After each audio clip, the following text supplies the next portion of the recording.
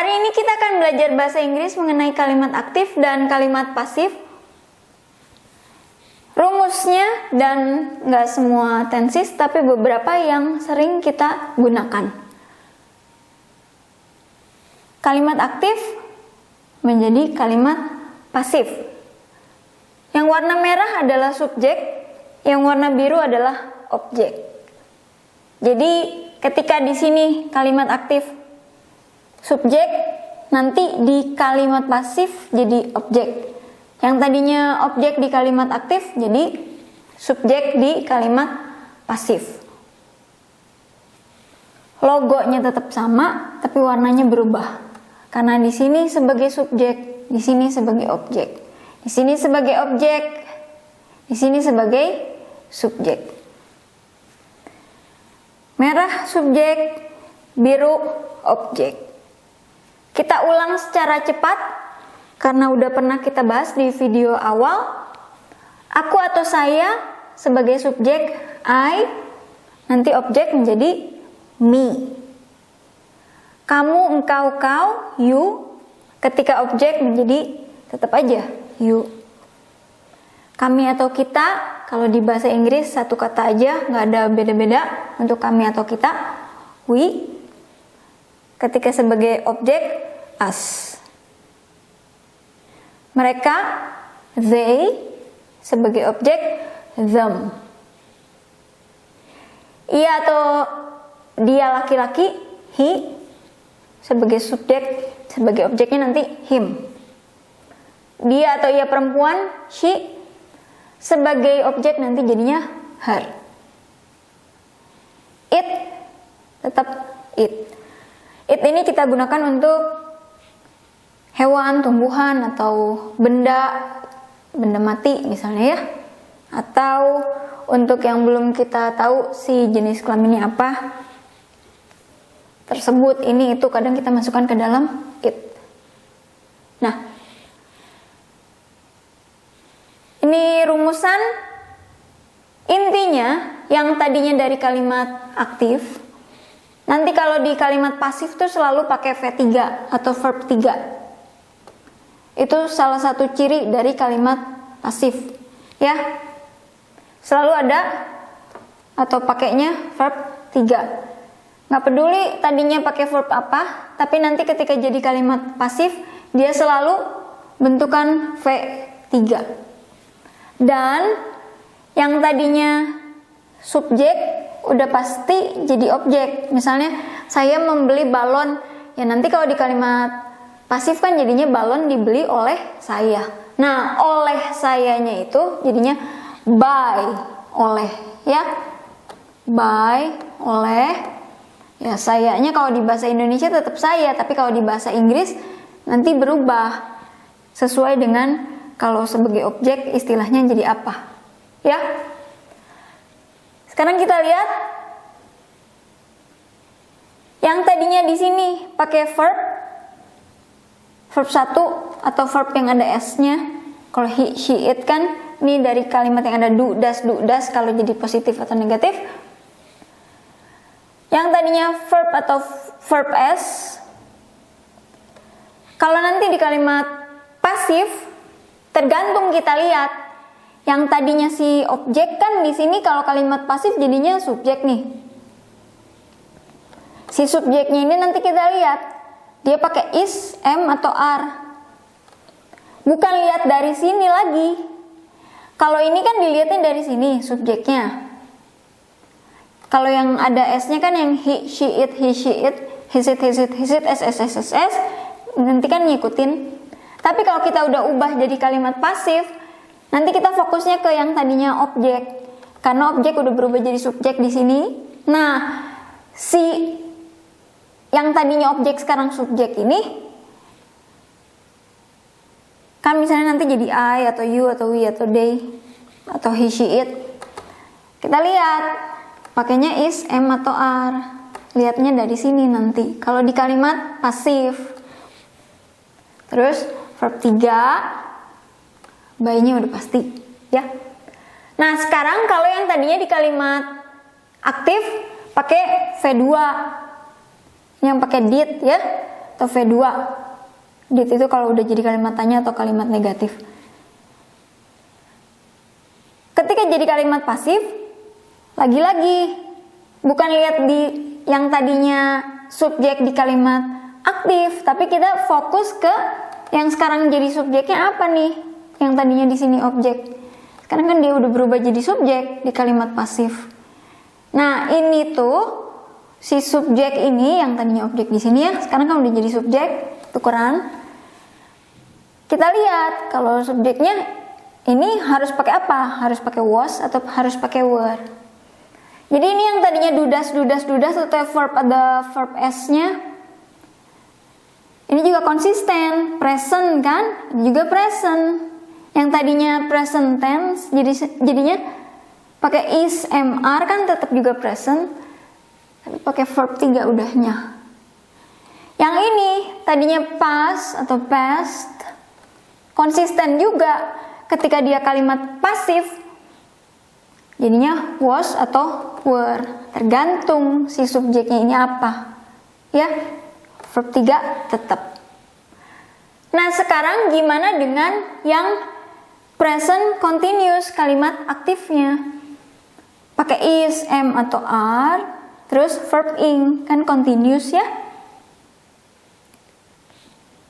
Saya nggak masukin subjek di sini, objek. Objeknya hilang. Oke. Nah, yang tadinya objek di kalimat pasif kan langsung jadi subjek, tukeran kan? Kalimat aktif, kalimat pasif. Ini tadinya objek, sekarang jadi subjek. Nah, kita di sini is mr-nya udah nggak lihat dari yang tadinya di sini, karena is mr di sini kan lihat subjek ini. Kalau is mr ini nanti di kalimat pasif lihatnya subjeknya udah subjek yang ini, yang sekarang, yang tadinya dari objek. Ya, bisa aja misalnya di sini tadinya pakai m, nanti di sini jadi pakai is ya bisa. Atau misalnya di sini pakai are, di sini tetap jadi are ya kalau sama-sama mengharuskan pakai are. Ya, tergantung si subjek yang kita lihat. Kalau ini udah dari sini.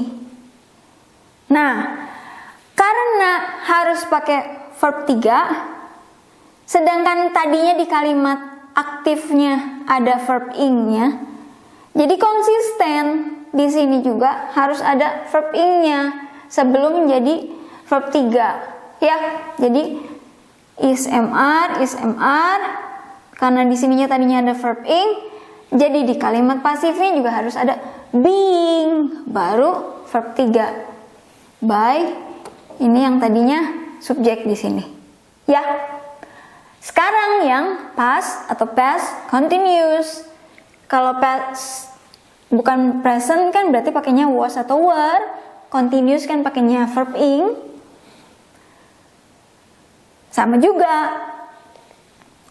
Kita lihat di sini tetap pakai was atau were, tapi menurut si subjek ini, udah bukan menurut subjek di sini lagi. Karena sekarang yang jadi subjeknya udah yang tadinya objek di kalimat aktif.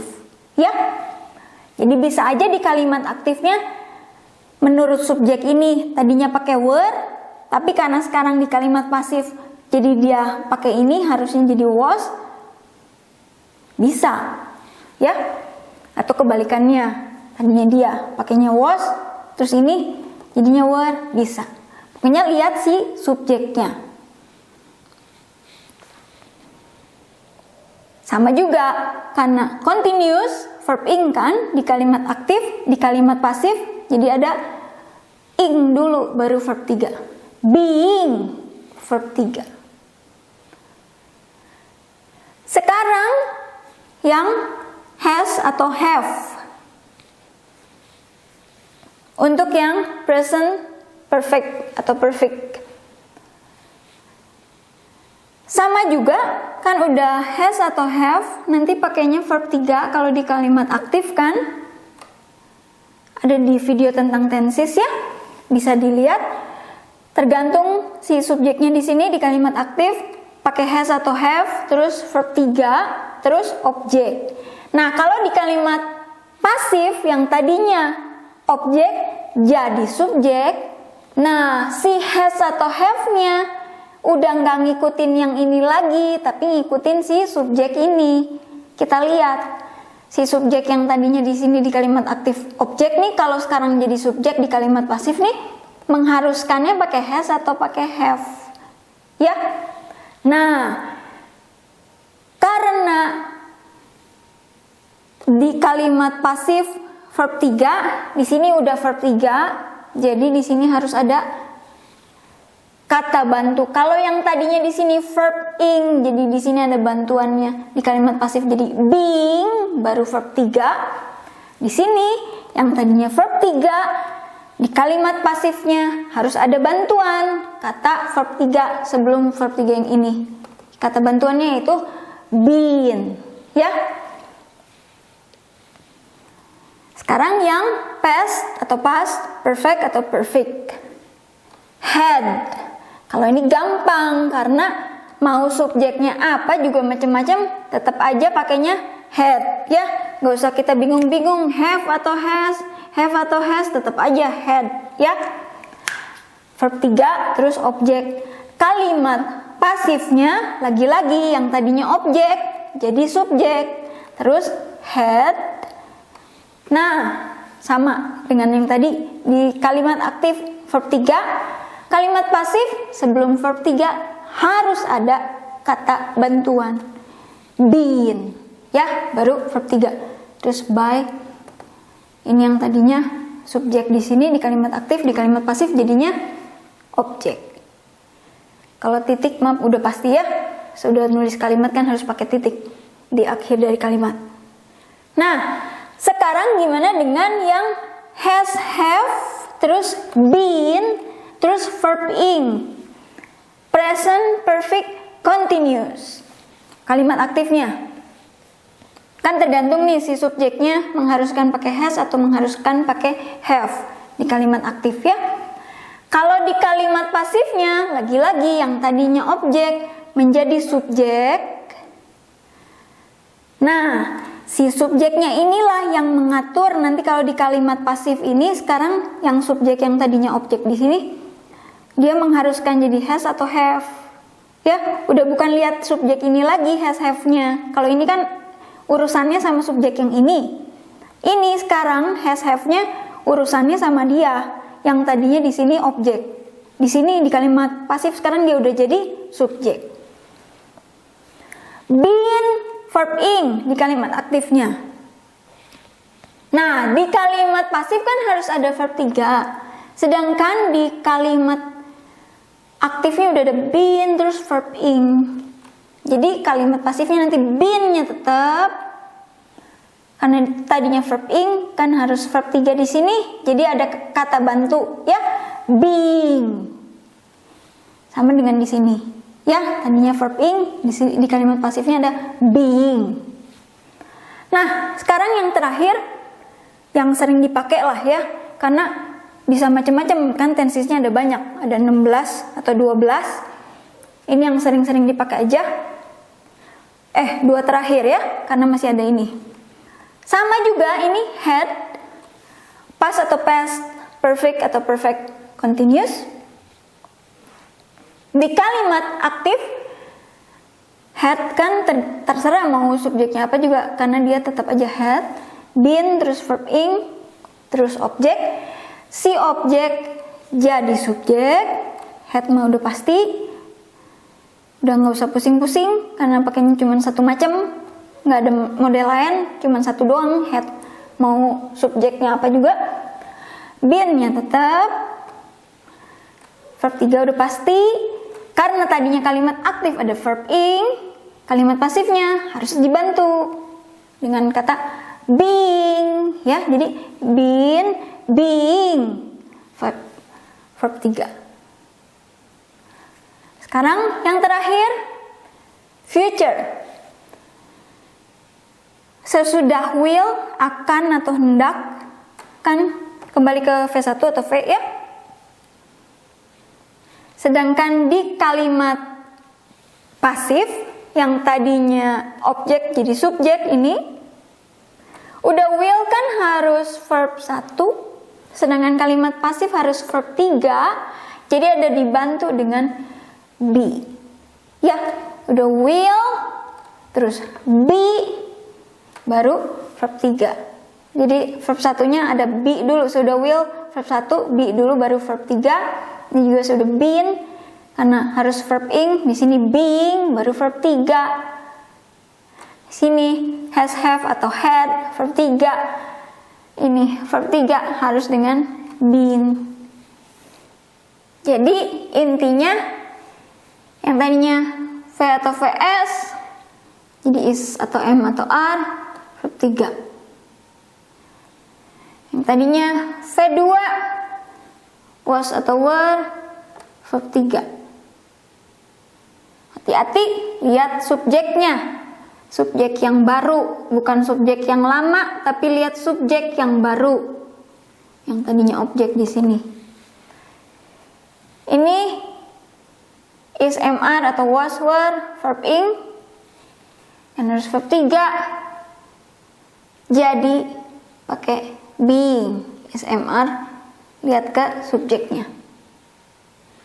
Terima kasih.